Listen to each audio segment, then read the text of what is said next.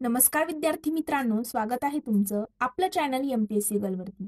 मित्रांनो, आज आपण कर सहाय्यक टॅक्स असिस्टंट या पदाविषयी थोडीशी माहिती घेणार आहोत की नक्की पूर्व परीक्षा आणि मुख्य परीक्षेला कोणकोणते विषय आहेत. 2023च्या नवीन बदलानुसार नक्की आपल्याला कोणती बुक लिस्ट रेफर करायला हवी, जेणेकरून जास्तीत जास्त गुण आपल्याला परीक्षेमध्ये घेता येतील. त्यामुळे व्हिडिओ स्किप न करता शेवटपर्यंत बघा, जेणेकरून कोणत्याही प्रकारची शंका तुमच्या मनात या व्हिडिओ नंतर राहायला नको. मित्रांनो, व्हिडिओ सुरू करण्यापूर्वी जर तुम्ही चॅनलवरती पहिल्यांदा आले असाल तर चॅनलला सबस्क्राईब, तसेच एमपीएससी बद्दल अशीच महत्त्वपूर्ण माहिती आणि डेली अपडेट सर्वात अगोदर बघण्याकरिता बेल आयकॉनवर देखील प्रेस करायला विसरू नका. मित्रांनो, तुम्हाला माहित असेल की टॅक्स असिस्टंट हे पद जे आहे ग्रुप सी मधून भरलं जाणारं पद आहे. म्हणजेच तुम्हाला कर सहाय्यक होण्याकरिता गट क परीक्षा द्यावी लागते. 2023च्या नवीन बदलानुसार तुम्हाला गट ब व गट क संयुक्त पूर्व परीक्षा आणि गट क मुख्य परीक्षा द्यावी लागते. 2022 पर्यंत गट क चा सिलेबस हा संपूर्णपणे वेगळा होता. मात्र 2023च्या नवीन बदलानुसार मित्रांनो, गट ब आणि गट क मध्ये काही फरक राहिलेला नाही. फक्त परीक्षा वेगवेगळ्या होणार आहे, तर सिलेबस तोच आहे, बुकलिस्ट तीच आहे, संपूर्ण एक्झॅक्ट तोच सिलेबस जो गट ब ला मुख्य परीक्षेला असणार आहे तोच गट क ला असणार आहे.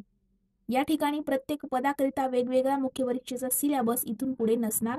सर्व जे गट क मधील पोस्ट आहेत, गट क मधील जेवढ्या 6 पोस्ट आहेत त्या 6 पोस्ट करिता एकच सिलेबस, फक्त AMVI पोस्ट जर आपण सोडली, म्हणजे सहाय्यक मोटार वाहन निरीक्षक पद जर आपण वगळून या ठिकाणी विचार केला, तर बाकी 5 पोस्ट करिता मुख्य परीक्षेला एक्झॅक्ट सेम सिलेबस आहे.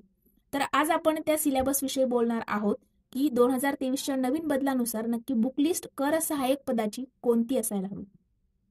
तर मित्रांनो, टॅक्स असिस्टंट या पदाकरिता तुम्हाला पूर्व परीक्षेला एकूण 7 विषयांचा अभ्यास करायचा आहे आणि त्या 7 विषयांचा अभ्यास करून तुम्हाला पूर्व परीक्षा क्रॅक करावी लागते. तसेच मुख्य परीक्षेला 9 विषय असतात. पहिला पेपर जो आहे त्यामध्ये मराठी इंग्रजी विषय आहेत आणि बाकीच्या पेपरमध्ये पूर्व परीक्षेला जे 7 विषय होते तेच 7 विषय आपल्याला मुख्य परीक्षेला असणार आहे. हा आयोगाचा नवीन 2023चा पॅटर्न आहे. या अगोदरचा पॅटर्न जरासा चेंज होता. या अगोदर सामान्य विज्ञान विषय तुम्हाला मुख्य परीक्षेला नव्हता, मात्र 2023च्या नवीन बदलानुसार सामान्य विज्ञान देखील मुख्य परीक्षेला ऍड झालेला आहे. तर आपण बुकलिस्ट बघणार आहोत नक्की कशा प्रकारे आपल्याला बुकलिस्ट असायला हवी. तर मित्रांनो, सर्वात पहिला विषय आहे मराठी. तर मराठी विषयाकरिता तुम्हाला बाळासाहेब शिंदे सर किंवा मोरा वाळंबे सर या दोन्हींपैकी एक बुक तुम्ही रेफर करायला हवं. बघा, बाळासाहेब शिंदे सरांचं तुमच्या समोर चित्र आहे पुस्तकाचं. हे पुस्तक बाळासाहेब शिंदे सरांचं तुम्ही रेफर करू शकता, किंवा मोरा वाळंबे सरांचं मराठी व्याकरण शब्दरत्न आणि मराठी व्याकरण व लेखन असे 2 पुस्तकं एकत्र तुम्हाला मिळतील, तेही तुम्ही रेफर करू शकता. त्यानंतर आहे इंग्रजी. इंग्रजी करता देखील मित्रांनो बाळासाहेब शिंदे सरांचं मार्केटमध्ये बुक अवेलेबल आहे. इंग्रजी व्याकरणाचं देखील त्यामध्ये मराठी देखील अनुवाद दिलेला आहे. आणि इंग्रजी ग्रामर करिता पाल अँड सुरी हे 2 पुस्तकं आहेत, यापैकी एक तुम्ही रेफर करू शकता.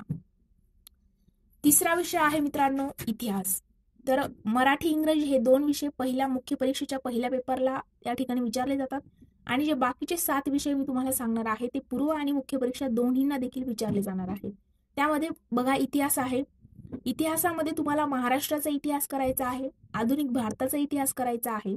तर याकरिता मित्रांनो, महाराष्ट्राच्या इतिहासाकरिता तुम्ही गाठा सरांचं बुक रेफर करू शकता, आणि आधुनिक भारताच्या इतिहासाकरिता ग्रोवर सरांचं बुक. तर या ठिकाणी तुम्ही महाराष्ट्राचा इतिहास गाठा आणि आधुनिक भारताचा ग्रोवर, आणि तुम्हाला जर सेपरेटली बुक नको असेल, एकत्र महाराष्ट्राचा आणि भारताचा आधुनिक भारताचा इतिहास एकत्र हवा असेल, तर समाधान महाजन सरांचं देखील बुक मार्केटमध्ये अवेलेबल आहे. त्यामध्ये भारत आणि महाराष्ट्र दोन्हींचा इतिहास एकत्र दिलेला आहे. तर तुम्ही कोणतंही बुक रेफर करू शकता. पण तुम्हाला समाधान महाजन सरांचं बुक घेतल्यानंतर तुम्हाला स्पेशली महाराष्ट्राच्या इतिहासाचं बुक घेण्याची गरज नाही, त्यामध्ये ते ऍड केलेलं आहे. आणि जर तुम्ही फक्त सेपरेटली बुक घ्यायचे असेल तर महाराष्ट्राच्या इतिहासाकरिता गाठा आणि त्यासोबत ग्रोवर घेणं गरजेचं आहे. ग्रोवर घेतलं तर गाठा घेणं गरजेचं आहे. आणि जर तुम्ही एकच फक्त समाधान महाजन सरांचं बुक घेतलं तर तुम्हाला सेपरेटली कोणतंही बुक घेण्याची गरज नाही. नंतरचा विषय आहे भूगोल. तर मित्रांनो, भूगोलकरिता एकच मार्केटमध्ये नाव आहे की AB Saudi sir. AB Saudi सरांच्या बुकच्या बाहेर एकही प्रश्न आयोगाचा जात नाही. त्यामुळे भूगोल या विषयाला तुम्हाला फक्त AB सौदी सरांचंच बुक जे आहे ते रेफर करायचं आहे. त्यामध्ये सौदी सरांच्या बुकमध्ये बघा भूगोल आणि कृषी म्हणून एक बुक आहे. पूर्ण भारताचा आणि महाराष्ट्राचा भूगोल दिलेला आहे. स्पेशली महाराष्ट्राच्या भूगोलाचं देखील त्यांचं बुक आहे. कोणतंही तुम्ही घेऊ शकता. पण AB सौदी सरांचंच बुक तुम्ही त्या ठिकाणी भूगोल विषयाला घ्यायला हवं. नंतरचा विषय आहे राज्यशास्त्र. आता मित्रांनो, राज्यघटना ज्या आहे त्याकरिता तुम्हाला एम लक्ष्मीकांत बुक तुम्ही घेऊ शकता किंवा ग्रुप सी करिता रंजन कोळंबे सरांचं बुक देखील आहे. माझ्या मते तुम्ही एम लक्ष्मीकांत किंवा रंजन कोळंबे दोन्हीपैकी एक कोणतंही घ्या. रंजन कोळंबे सरांच्या बुकमध्ये लँग्वेज थोडीशी सिंपल लँग्वेज आहे आणि एम लक्ष्मीकांत सरांच्या बुकमध्ये थोडीशी हार्ड लँग्वेज आहे. त्यानंतर त्याकरिता तुम्हाला राज्यशास्त्रामध्ये पंचायत राज करिता एक स्पेशल बुक घेणं गरजेचं आहे. पंचायत राज एम लक्ष्मीकांत मधून करणं तुमच्याकडून होणार नाही. त्याच्यामध्ये खूप शॉर्टली नोट्स दिलेल्या आहेत. तर पंचायत राज करिता तुम्हाला सेपरेटली किशोर लवटे सरांचं बुक घेणं गरजेचं आहे. नंतरचा विषय आहे अर्थशास्त्र. आता मित्रांनो, अर्थशास्त्र जो विषय आहे त्याकरिता तुम्हाला किरण देसले सरांचं बुक किंवा रंजन कोळंबे सरांचं बुक मार्केटमध्ये अवेलेबल आहे. तर किरण देसले सरांचं बुक जर तुम्हाला घ्यायचं असेल तर तुम्हाला 2 पार्ट घ्यावे लागतील.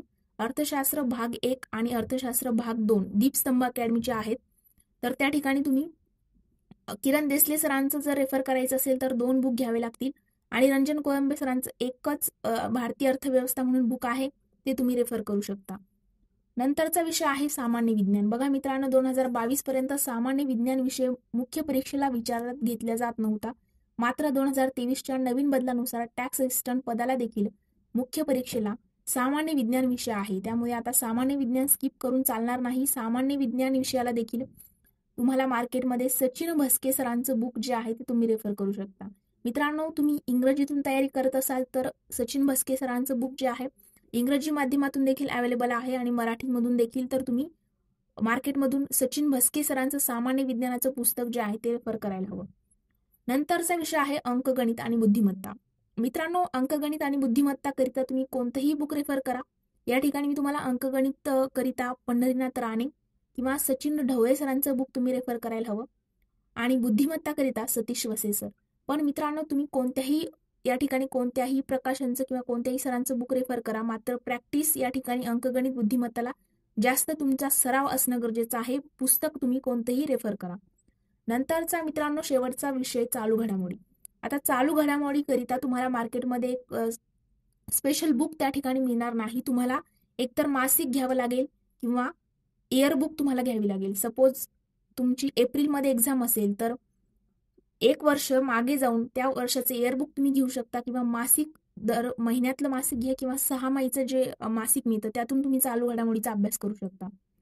त्यासोबत युट्यूबवरती काही चॅनल आहेत त्यावरती डेली चालू घडामोडी तुम्हाला त्या ठिकाणी देखील अभ्यासायला मिळेल किंवा टेलिग्रामवरती. पण तुम्ही जास्तीत जास्त वेबसाईट वगैरे याच्या फंद्यात पडण्यापेक्षा तुम्ही इयर बुक किंवा मासिक घेणं गरजेचं आहे. तर मित्रांनो, टॅक्स असिस्टंटची 2023 नुसार ही नवीन बुकलिस्ट असणार आहे. याबाहेर एकही प्रश्न जाणार नाही. त्यामुळे हीच बुकलिस्ट तुम्ही रेफर करायला हवी. तर आज आपण इथेच थांबूया. व्हिडिओ आवडला असेल तर व्हिडिओला लाईक, कमेंट आणि तुमच्या मित्रांसोबत देखील शेअर करायला विसरू नका. आणि कोणत्याही प्रकारची शंका असेल तर आपल्या चॅनलच्या अबाउट सेक्शनमध्ये माझ्या इंस्टाग्राम अकाउंटची लिंक आहे. तिथे जाऊन तुम्ही मला प्रश्न विचारू शकता. मी नक्कीच त्या ठिकाणी तुमच्या प्रत्येक प्रश्नाचं उत्तर देण्याचा प्रयत्न करेन. आज आपण इथेच थांबूया. Thanks for watching.